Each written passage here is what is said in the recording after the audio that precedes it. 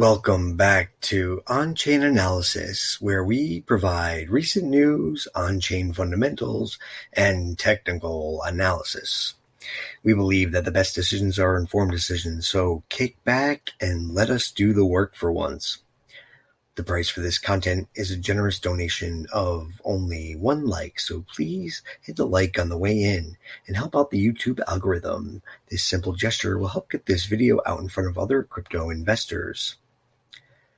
The subscribe button will add you as a member of this community and will automatically enter you in to win the On-Chain-Analysis Investor of the Year award and some very cool prizes.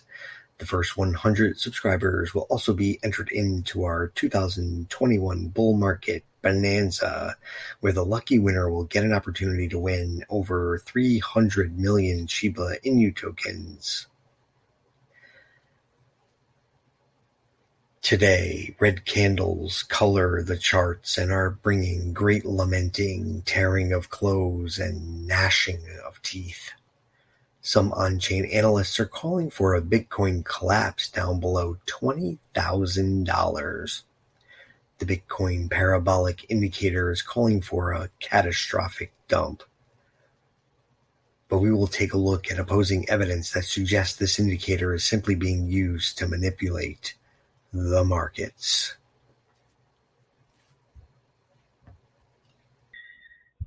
"2021 was the perfect storm for Bitcoin and the rest of crypto. Fears of inflation and a supply shock and nation in turmoil caused investors to seek out scarce and innovative emerging assets. Big money managers have been drawn to the space more than ever before, and Bitcoin is now in the portfolios of the wealthy from around the world. The scramble to gobble up BTC before everyone else sent the price per coin on a parabolic uptrend from just under $4,000 to more than $65,000. According to the analysts in this article, the parabolic SAR can indicate when a trend has stopped and reversed. While this indicator supposedly predicted the end of the bull market last cycle, it took a full 9 months for the prediction to play out. I can speculate that the bear market is coming too, and if we wait long enough, I will eventually be right." Bitcoin saw further downside today, however. It found support at around 31.3. Since that time, we saw a bounce up to around 32.7. This move gained strength above the 50% fib tracement level and marks a range from around 36.2 swing high to around 28.8 swing low. So the Bitcoin dollar plunged while S&P 500 rallies after U.S. inflation hits 3-decade high. So this article basically says that data on Friday showed that personal consumption expenditure in the U.S. surged to 3.42% year over year for the first time since 1991. Bitcoin and the U.S. dollar fell in tandem while the S&P 500 saw its record high at the market open today. And this comes as the Federal Reserve's preferred inflation indicator launched to its highest levels in 30 years. According to the U.S.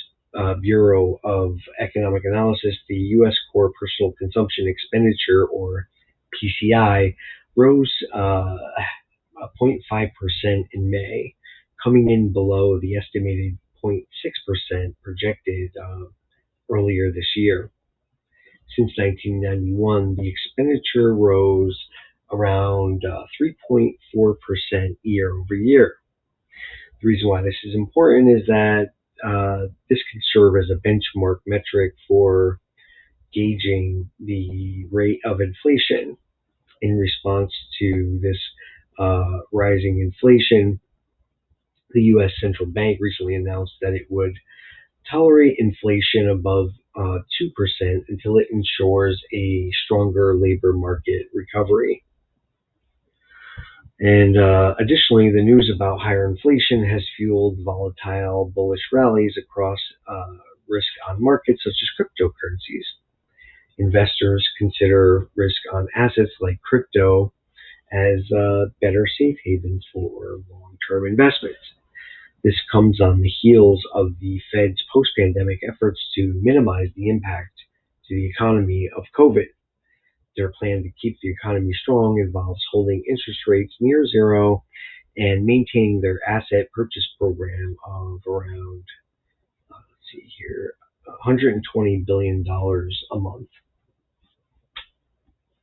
However, the central bank's policy ended up pushing U.S. bond profits lower, and this continues to hurt the demand for the U.S. dollar globally.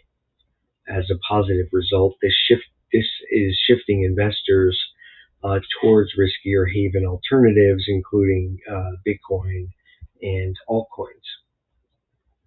And I think, the important thing to remember here is that while Bitcoin has won the argument as a suitable asset in this regard, its ongoing volatility and currently collapsing price will continue to push Wall Street investors to favor gold instead.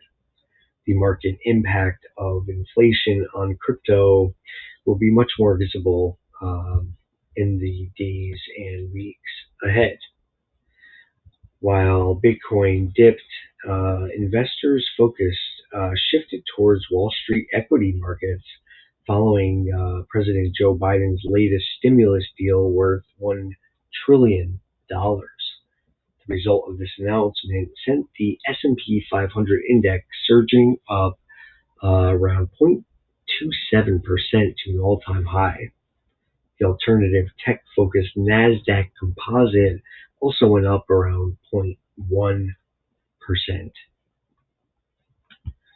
While myself and many other crypto investors remain unsure as to what will happen to inflation over the next 5 years, the sentiment is that adding Bitcoin and altcoins to our portfolios is a prudent measure to protect our investments from the tail risk of out-of-control inflation. So what should investors do? Traditional investments such as stocks and bonds, they come with a long history, and they offer better prediction models and enjoy lower volatility, generally speaking. However, stocks come with other types of risks, including business and financial risk, purchasing risk, market risk, regulatory and economic risk. It can be difficult to know how a particular company will perform in the future. Real assets such as cryptocurrency also have volatility to contend with. However, with many good crypto assets having a cap on their circulating supply and the transparency of decentralization, many crypto investments can be much easier to predict long term. For example, if you were to invest in Bitcoin or any crypto on the chart just a few years ago, you would have made significant gains over the last 8 months, even in this current correction. Yet, some stocks, even from great companies, were severely impacted by the pandemic. This vulnerability and susceptibility to economic fluctuations and market sensitivities are one of the reasons why crypto is a great hedge against the stock market. Plus, the gains are much more significant when considering short-term gains. Other advantages to investing in crypto is, of course, fractional purchasing, 24/7 trading, instant settling, transparent order books, and modern and secure interfaces, direct to investor, and variable and transparent fees.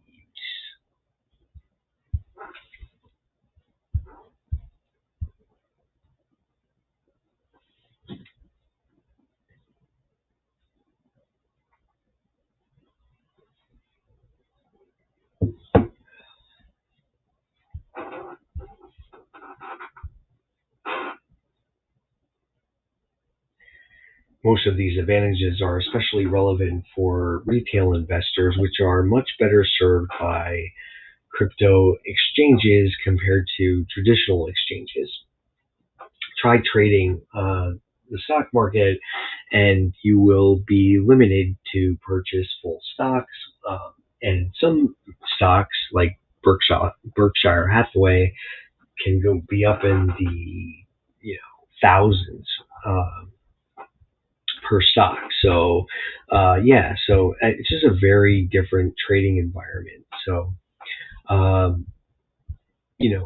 as much as stock markets appear to be more stable, it's just a little bit trickier. And me personally, I enjoy the benefits of investing in the crypto market. So today I just wanted to talk a little bit about the 25% spike in Shiba Inu that happened yesterday as Elon Musk tweeted about naming his dog. I mean, this stuff is like ridiculous. It appears Elon Musk is back at it once again, following his absence from the crypto scene over the past few weeks. The Tesla founder is back at manipulating the market again.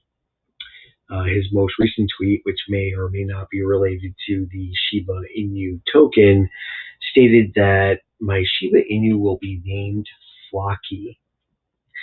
I'm not really sure what the reference is to Flocky. I don't know what that even means, but the tweet sent the price of Shiba Inu soaring, reaching 26% on some exchanges. There was a rapid sell-off, and all that remains of the increase is this long wick left in its place.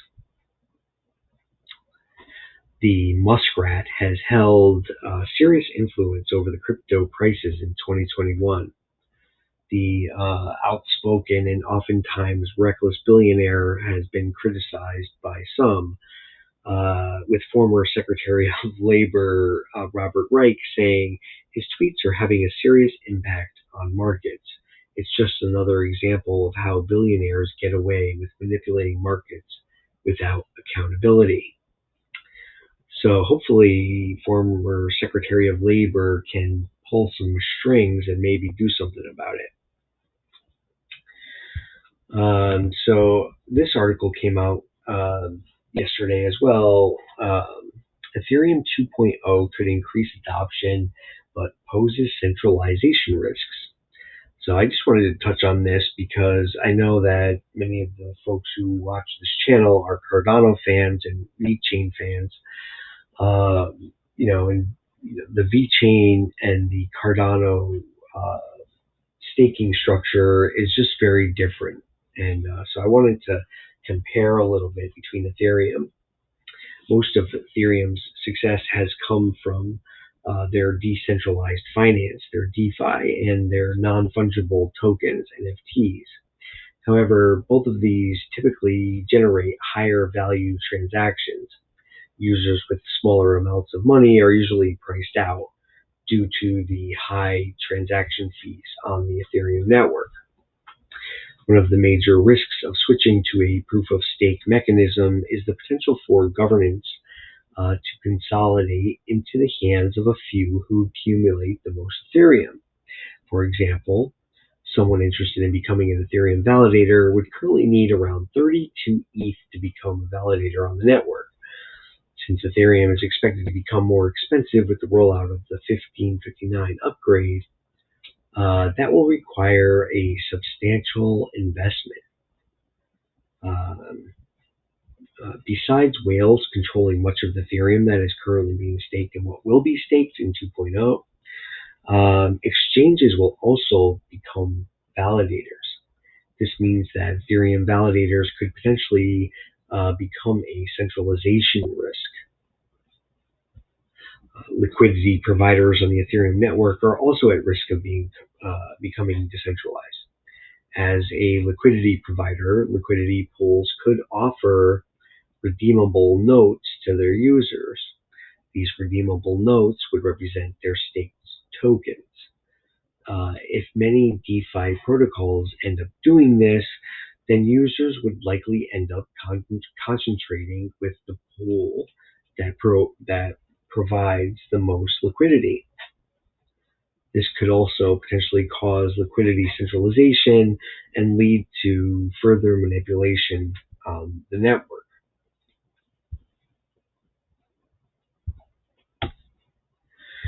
So, and Cardano has a very different staking structure. I have been a delegator on the Cardano network for quite some time, and it's just, it's super easy, it's very consistent, it's very stable, and my experience of the Cardano community is that, everybody is sort of die hard. That's what it feels like. 72% of the community is currently staking on the network, which is quite impressive. And I've read some recent articles that said that most of the Cardano community is brand new, meaning that like within the last 6 months. I don't know about that. It's possible that there is a good portion, a high number of people who've recently joined, or have recently bought and are holding ADA. But my experience of the community is that most people are, really support the project because they believe in what it is trying to do. So, earlier today, Mike Novagratz called the Cardano community a cult and referenced Charles Hoskinson, coining him the Charles Manson of the ADA army. Novagratz, the CEO of Galaxy Digital, also called the Cardano community and their cult leader weird. So while Mike has resorted to name calling in the past, these sticks and stones don't appear to be breaking any bones, since Cardano remains stable despite the volatile markets these days. So Cardano has launched their first testnet for the Alonzo upgrade, which will introduce the much anticipated smart contract functionalities to the blockchain and allow ADA holders to join the world of decentralized finance. So,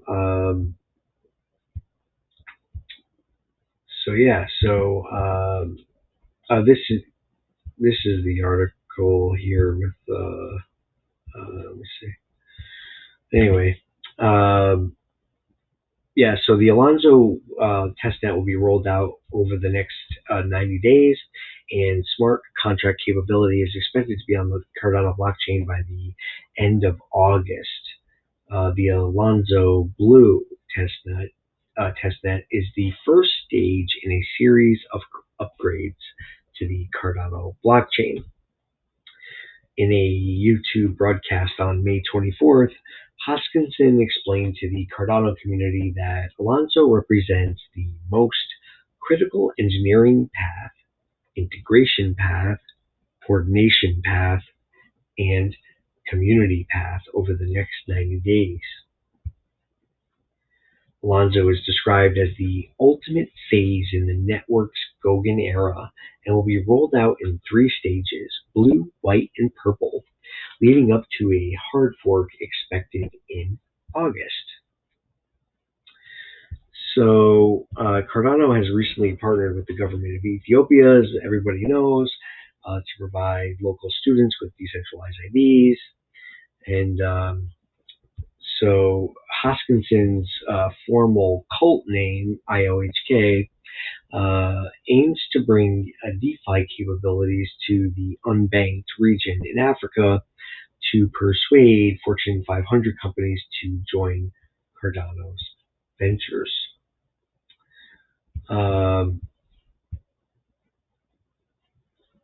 Cardano's ADA has been one of the fastest growing cryptocurrencies of the crypto bull run over the past year, and in the next 90 days, the project's believers may be able to justify its current position as the fourth largest cryptocurrency with a market cap of $56 billion. While Cardano has received both criticism and praise for its methodical and research-oriented development, this time has allowed Ethereum to continue to dominate most of the DeFi space and extend its lead in enterprise adoption. However, Ethereum has also faced many challenges and is currently hampered by an obvious lack of scalability and high network fees, allowing rivals such as Binance Smart Chain, Polkadot, and Solana to grab a piece of the action. So what do you think? Is all the research and technical thoroughness worth it in the long run? I always hear and see people posting about how long it's taking Cardano, to get smart contract functionality. To me, and this is just my opinion, because I'm in it for the long haul, and I would rather Cardano hit the scene with the best product on the market. So while the wait has been long and arduous, we are, currently now less than 90 days away from mass user adoption and real world scalability. Ethereum may have been able to hit the market first, but it's really doing them no good since it's really too expensive for anybody to use.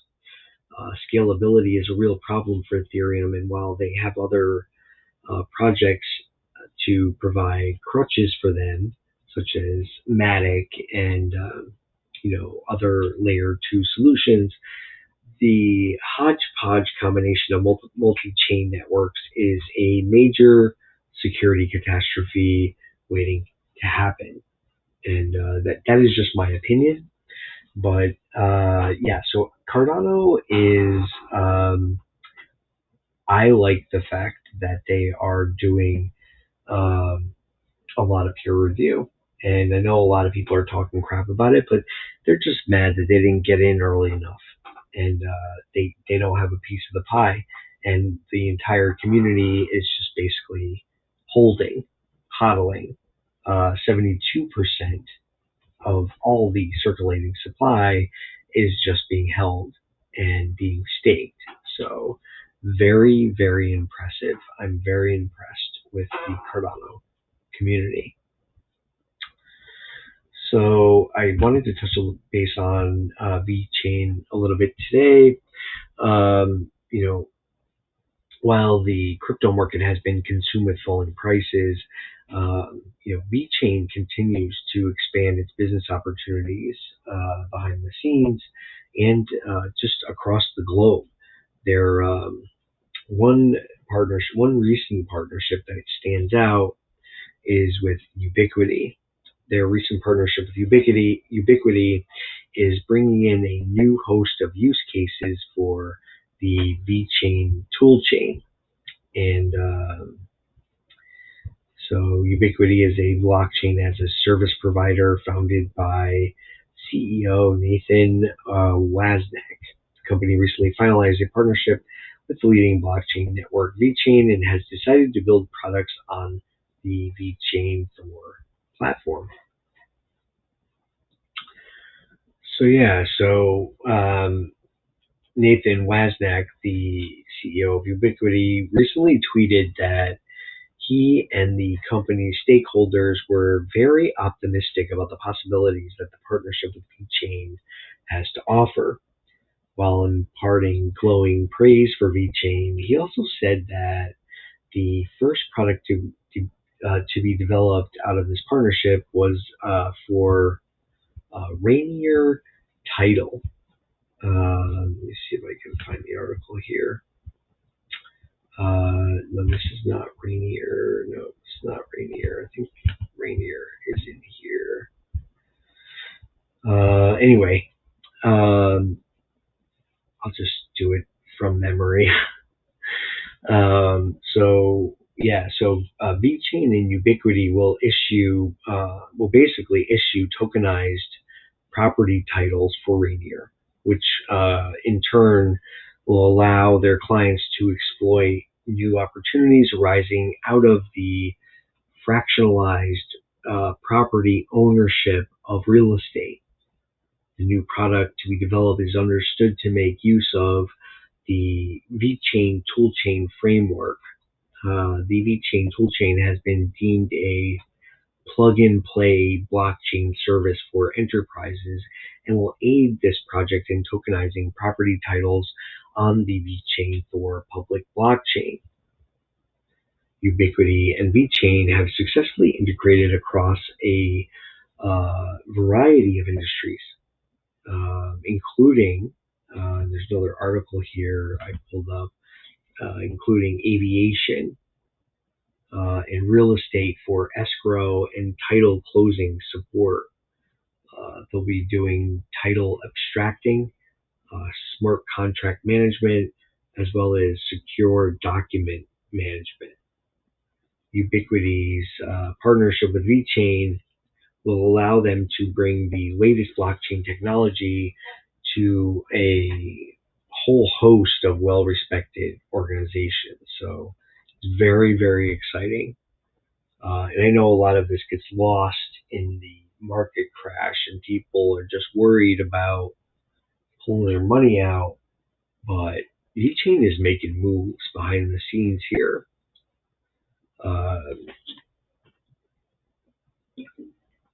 Ubiquity LLC also recently announced that it has officially joined the American Land Title Association, or ALTA, as an associate member.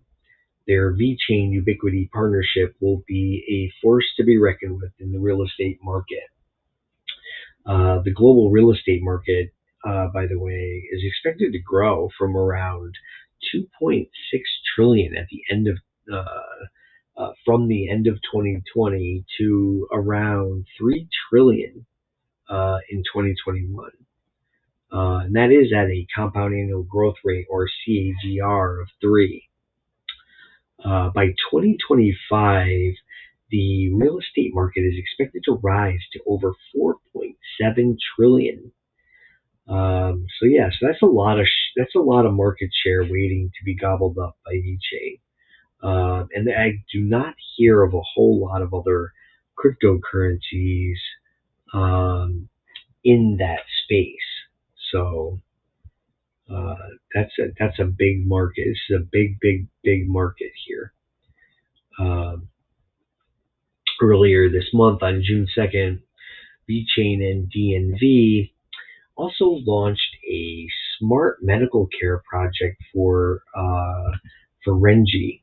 I know we've heard this a million times, but I just wanted to talk briefly about the market share here, because when I initially heard about this, I was like, oh, it's just one hospital and they're just doing IVF. How many people are actually getting IVF, right? I mean, how many people can it be? But it's China, and the numbers are staggering.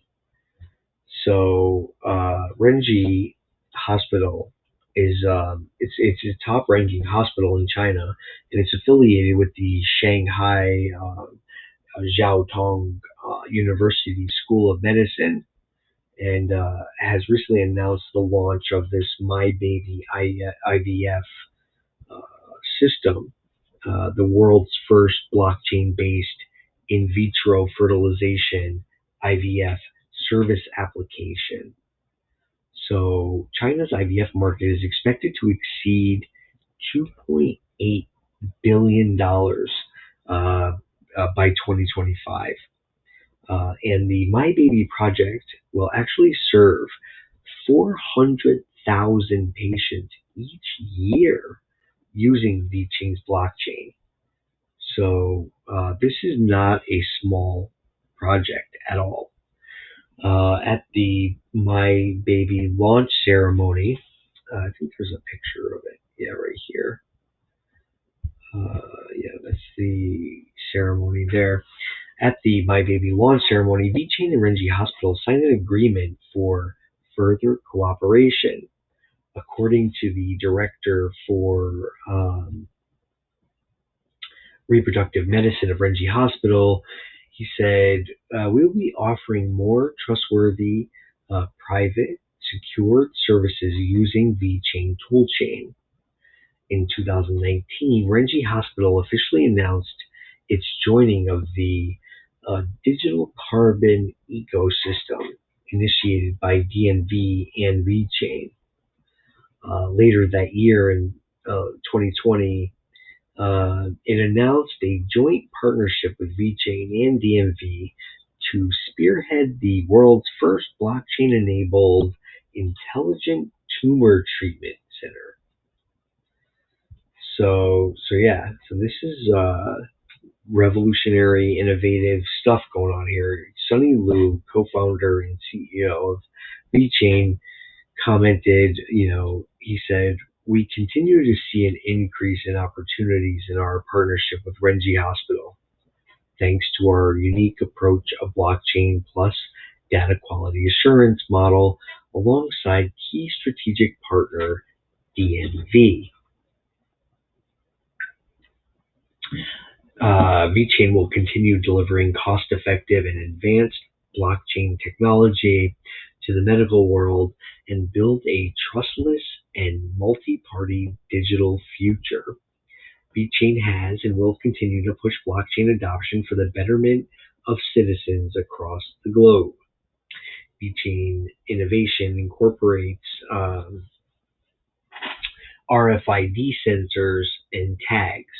And I was doing some, research into some of the on-chain fundamentals, and Vechain technology is changing supply chain industry. These RFID sensors and tags are able to track essential data while it's being transferred, right? And measurement data such as temperature, location, and shipment movements are broadcast across the Vechain blockchain almost instantly. And the Vechain toolchain plug-and-play functionality also allows enterprises to easily integrate their existing technology into the Vechain toolchain very easily. So Vechain really has perfected the art not just of supply chain management and like tracking goods, but also the interoperability piece, right? I mean, that's key, is like making it easy to use. And all of the feedback, from the enterprises that Vechain is partnered with, all of them say, because I've been going through all of these articles, digging into stuff. That's all I do. I research all the time.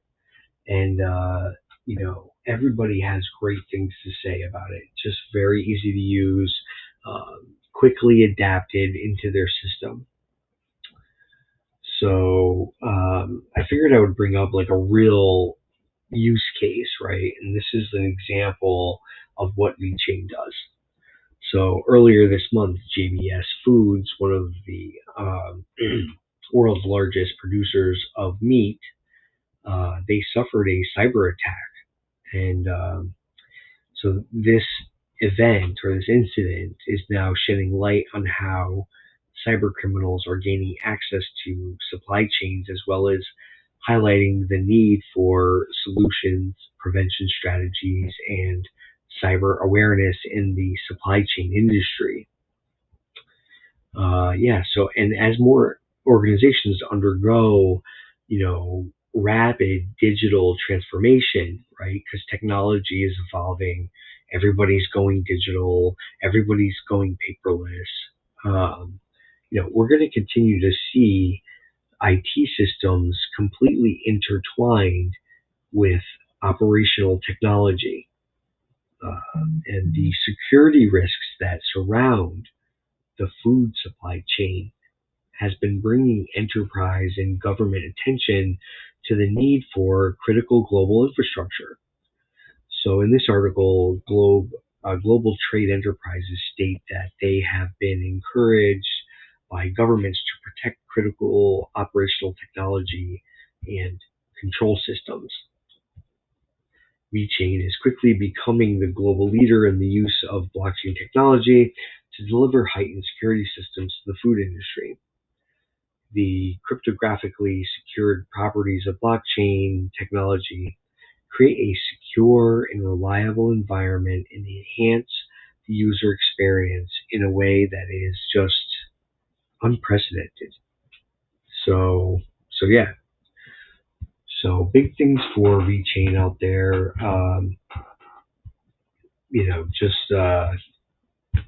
Just cranking out the partnerships behind the scenes while the market is dumping. And so I truly believe that Vechain is just highly undervalued right now. Highly undervalued. And so I've just been DCA all day. So I wanted to, before I end the video, I just wanted to mention Solanax. So I've been communicating with their team. They're very responsive. So if you go to their website, solanax.org, you can click on Private Sale. Will take you to your email, and you can send them an email, and you can purchase Solanax. Actually, I think the sale date ended. It may have ended yesterday or tomorrow. But the minimum number of coins you can buy is $5,000 worth. But you can pick up the Solanax for 1 cent if you hold it for 90 days, or 15 cents without any hold. So Solanax is going to be, it's a blockchain-based automated market maker, AMM, that uses the decentralized exchange's central order book to facilitate lightning-fast trades, pooled liquidity, and additional features for earning income. To enable low-cost and high-speed transactions, Solana was chosen as the underlying blockchain. It is a permissionless, high-performance blockchain based on proof of history. So this looks like a really great project. So here's the roadmap. So 2021 early Q3, platform incentives, marketing and brand awareness campaign, official launch of the platform, governance, platform development.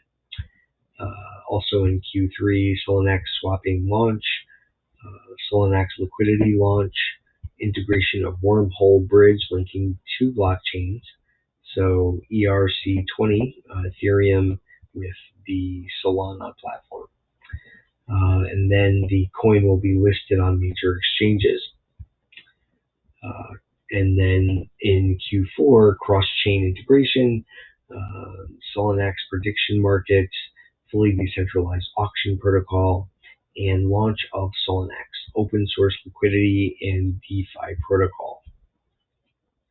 So check out Solanax if you're interested in picking up some coins. I personally missed the airdrop, but if you click on the private sale, you can email the sales team and get yourself some cheap Solanax before it is released. So that's all I got for you guys today. It is Saturday morning, first thing in the morning, and I hope you guys have a lovely day.